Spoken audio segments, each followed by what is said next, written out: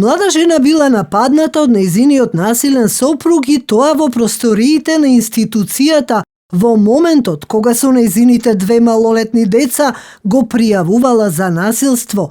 Тепана, психолошки малтретирана, давена, повеќе пати завршила со тешки телесни повреди. Таа е само една од многуте жртви кои затворени дома, сега за време на пандемијата трпат уште поголеми и позачестени напади од насилните партнери од порано.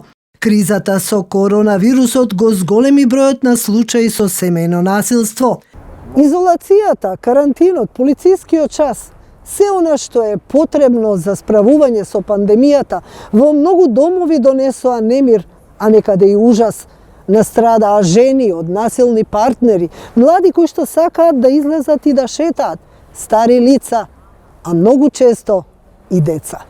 Фросина Ивановска, психолог во Националната мрежа против насилство врз жени и семејно насилство, вели дека кај нив е зголемен бројот на пријави, особено во првите месеци од оваа година, но вели институциите во време на корона кризата се бавни и тешко достапни. За 2 месеци оваа година имаме околу 50 на жени кои што добиле поддршка сеопфатна, значи.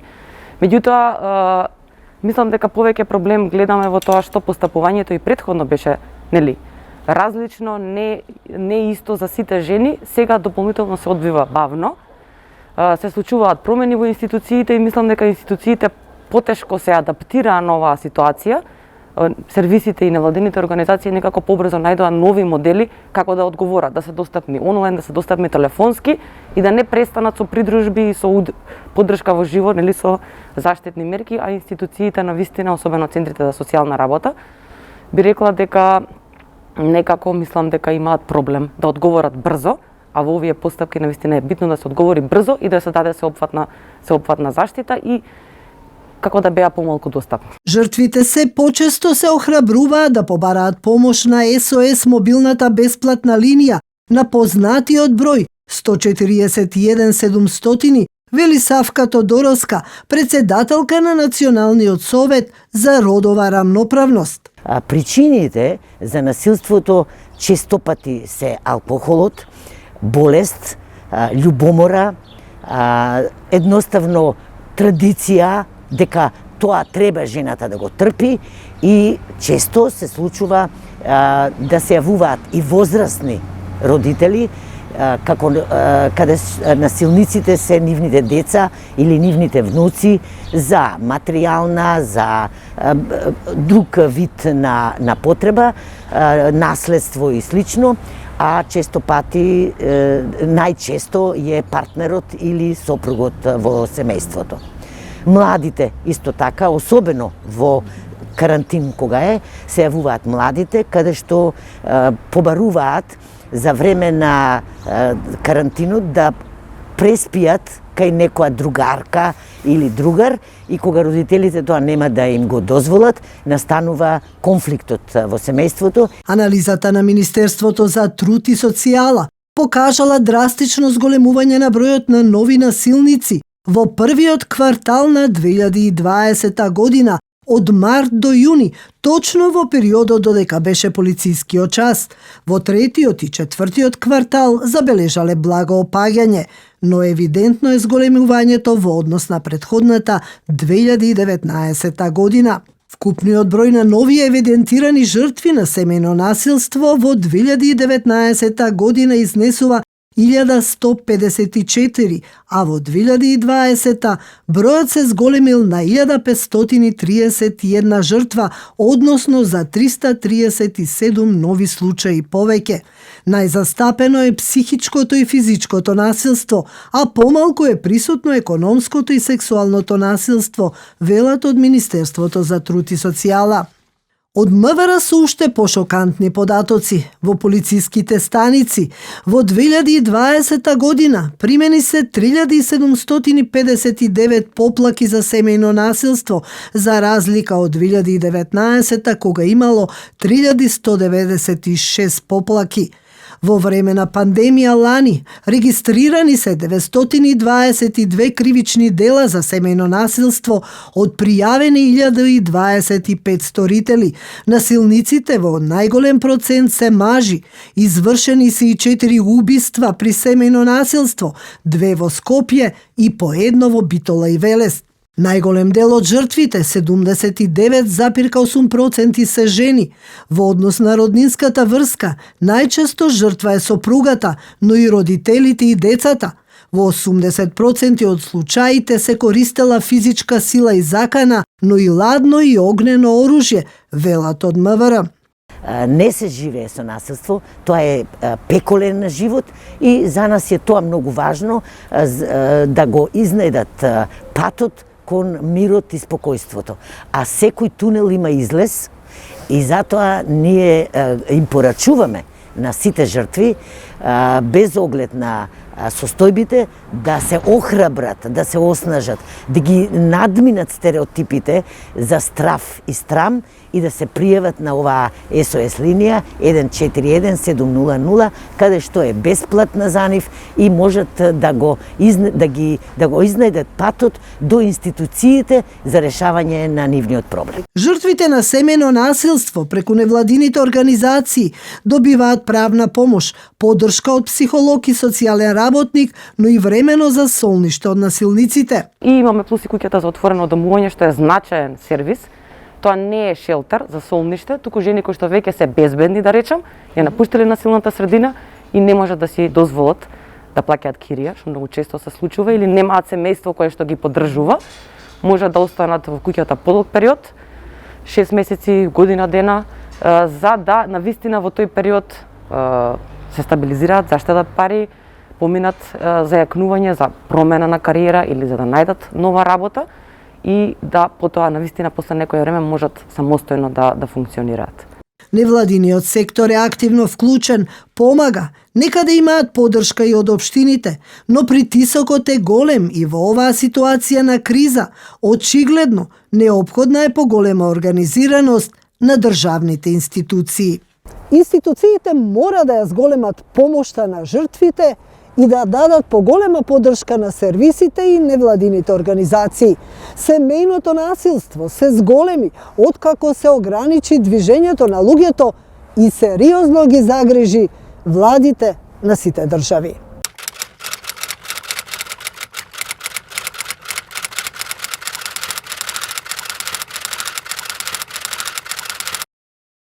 Министре, зголемен е бројот на жртви на насилство, особено која станува збор и за карантините, и за полициските часови, и претходно, и сега.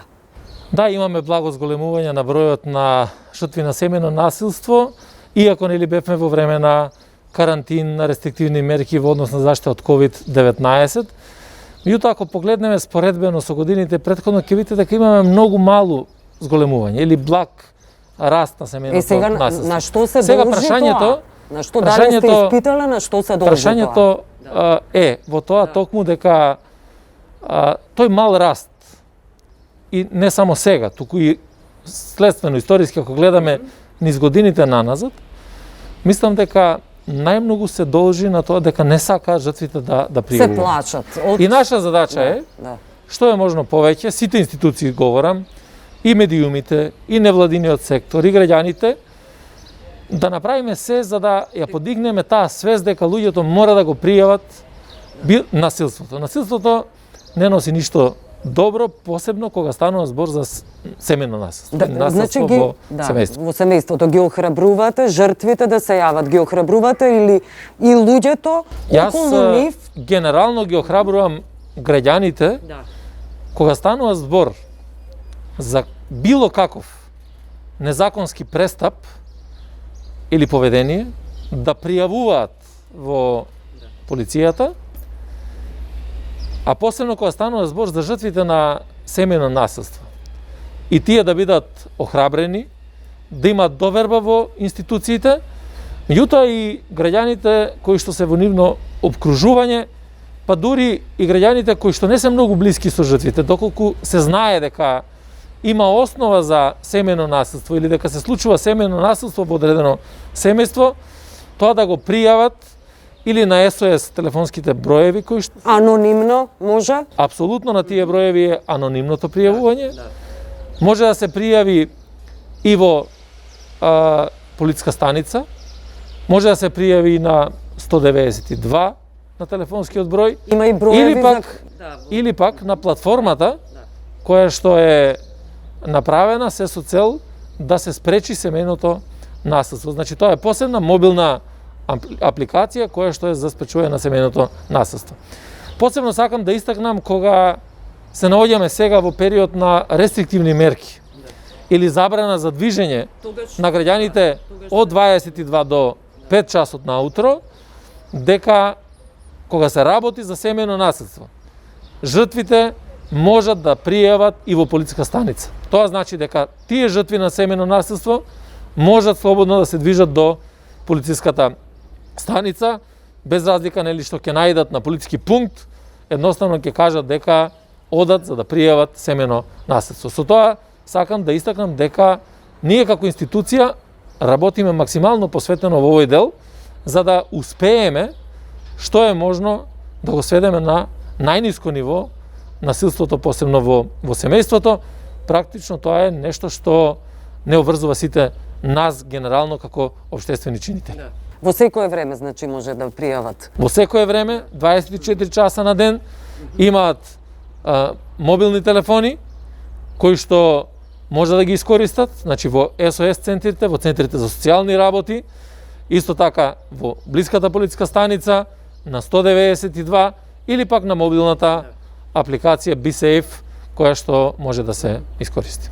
Вчера правев интервју со еден мој колега од Лондон, Зоран Стевановски, и тој ми кажа дека во Британија полицијата или владата, како сакате, одвоиле одредени пари, одредени средства, токму за помош на жртвите на семејно насилство, кои во принцип се жени практично. Имате ли вие таква акција или иницијатива? Во принцип, кај нас исто така мнозинството жртви се за жалби, рекол, од женска популација, иако насилството не треба да го толерираме, дали се однесува или е кон жртви жени или кон мажи, или па тоа е кон деца во семејството, тоа треба да се пријави. Секако дека една од клучните работи е како да се помогнат жртвите. Затоа што една од причините за семејното насилство е пред се економската зависност која што ја имаме, нели, покрај другите општествени појави кои што ни се случуваат во општеството, меѓутоа сепак економската стабилност и независност е една од клучните фактори во овој дел. Слобода, секако вид слобода, да. Ако зборуваме за тоа, мислам дека во тој дел институциите мора да направат нешто повеќе за подобрување. Ние еве како Министерство за внатрешни работи веќе размислуваме, развиваме еден концепт на формирање на посебен task force, на посебна национална единица која што ќе се бори против семејното насилство, иако ние сега имаме нели посебен одел за семејно насилство, таа е формирана на централно ниво, меѓутоа идејата е да ваквите единици, односно task force групи ги прошириме на целата територија на државата, кои што би работеле заедно. Ние, значи, сега затоа го развиваме овој концепт, идејата е да работиме сите заедно, заедно со Министерството за труд и социјална политика, значи со центрите за социјална работа, да работиме со невладиниот сектор, сите заедно формираме една ваква национална единица која што ќе има за задача да работи на подигањето на свеста, да работи брзо и ефикасно на спречувањето на семејното насилство, заштита на жртвата од семејното насилство и презимање на низа мерки кои што ќе значат казнување на сторител. Тоа е многу важно да бидеме брзи и ефикасни како институции. И да направите кампања токму за овие сили. Секако кампањата е нешто што треба да биде постојано. Кампањата е пред се да се делува превентивно и да ја јакнеме јавната свест. Да се информира пред се. Мора да се поддржува секоја жртва, мора да се помогне на секоја жртва и преку кампањата ние практично ја јакнеме и довербата во институциите. Ако денеска имаме помал број на жртви кои што пријавуваат, сигурно дека и довербата во институциите е помала. Значи ние првенствено треба да работиме на подигањето на јавната свест, на јакнењето на довербата во институциите, а со самото тоа ќе донесе и поголема заштита на жртвите од семе на нас. Добро, ви благодарам. Благодарам.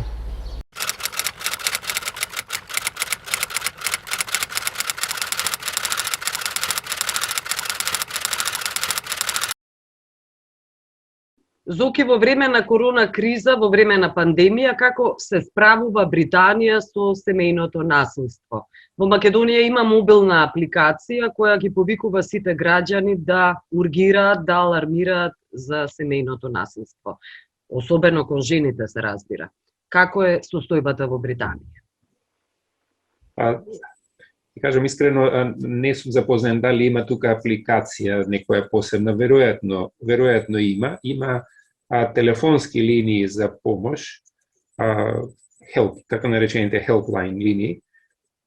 Тие линии постојат од секогаш, меѓутоа сега минатиот затворањето односно ограничувањето на движењето од минатата пролет, 19 дена од како се затвори Британија за прв пат, владата реагираше со 2 милиони фунти беа доделени на тие центри за јавување, односно центри за пријавување на такви случаеви.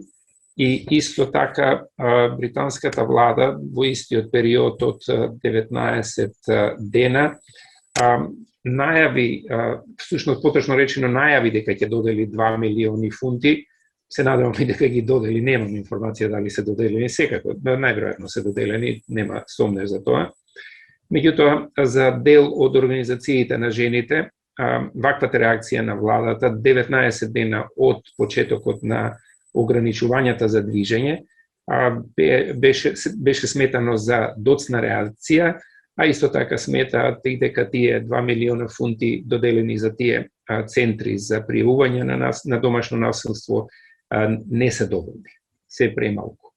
Дали нешто презеде владата за да ги спречи тие критики, односно да ја подобри состојбата? Дали ја зголеми сумата? Владата реагираше во смисла дека разговара со организациите со невладините организации, посебно со организациите на жените. Владата се правдаше дека во тие разговори она што било побарано од неа, таа се обидела да го исполни и да ги задоволи барањата на тие женски организации, односно организациите на жените. На тоа остана. Сега да бидам попрецизен, зборувам за податоци од минатата година, од минатата пролет, се до некаде до летото, до август месец. Од тогаш наваму излезе само една нова статистика минатиот ноември, статистика на Бирото за национална статистика, значи официјални бројки кои што објавија постепен пораст на случаеви на домашно насилство пријавени во полицијата.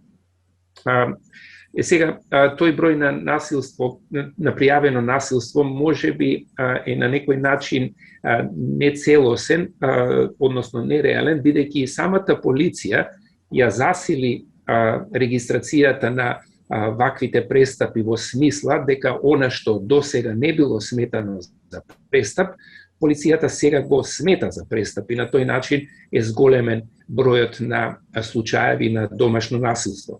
Сега, според оваа статистика на Бирото за национална статистика, не може со сигурност да се каже дали тој раст на бројот на пријавени случаи на домашно насилство е поврзан со пандемијата предизвикана од коронавирусот. Што смета полицијата дека не е всушност насилство? Претходно не се третирало како такво, но сега за време на пандемијата веќе се преземаат одредени чекори. Сега не би можел да зборувам во детали за тоа, меѓутоа на некој начин полицијата стана построга. Значи, например, и самите, како да објаснам, може би малку ќе импровизирам, ако жена едноставно е допрена намерно допрена од непознат маж или слично, тоа би можело да смета за не насилство, туку за вознемирување. Потоа, самиот речник, самата вербална комуникација помеѓу маж и жена може да биде сметана за форма на насилство, заради тоа што сега такви се времињата, се заоструваат тие критериуми.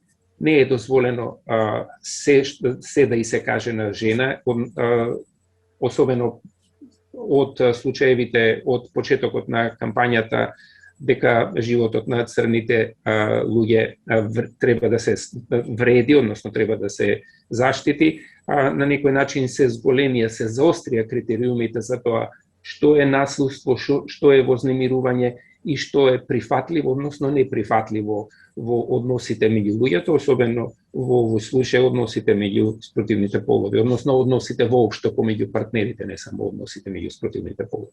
Зуки, ти ми прати еден текст сублимирано како изгледа таа борба против насилството, особено во време на пандемија, и информациите до кои дошол BBC се интересни. Првите 7 недели на секои 30 секунди се јавувала жена со барање за помош.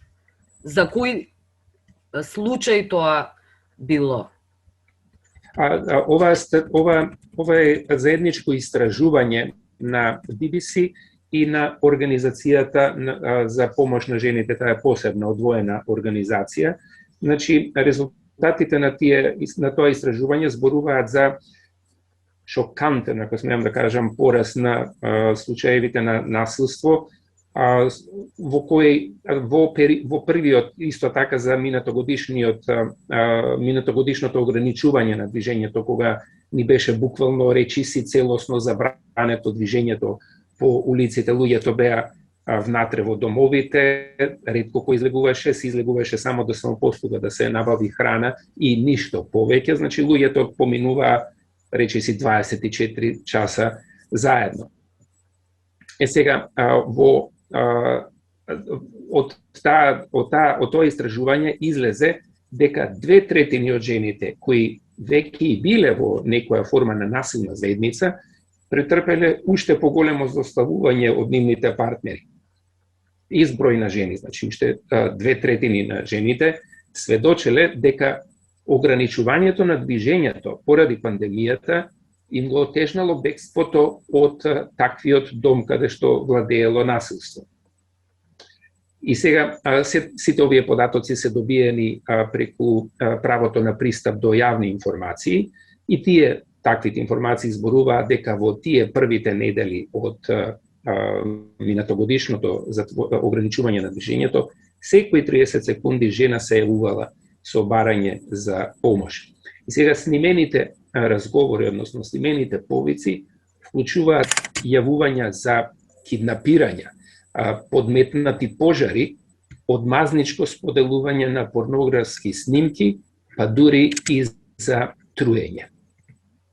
Сега, ако може да се навратам на кратко на како реагираше владата на сето ова, освен тие 2 милиони фунти, беше започната и кампања преку социјалните медиуми, со која што кампања луѓето беа охрабрувани да пријавуваат случаеви на домашно насилство.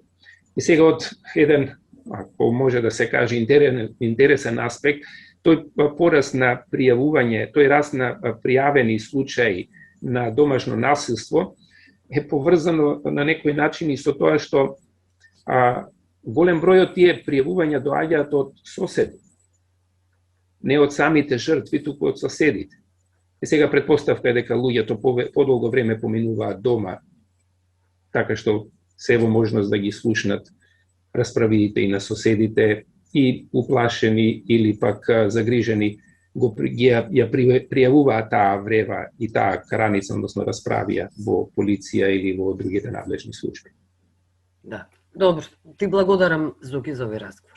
Благодарам за поканата за учество во твојата емисија.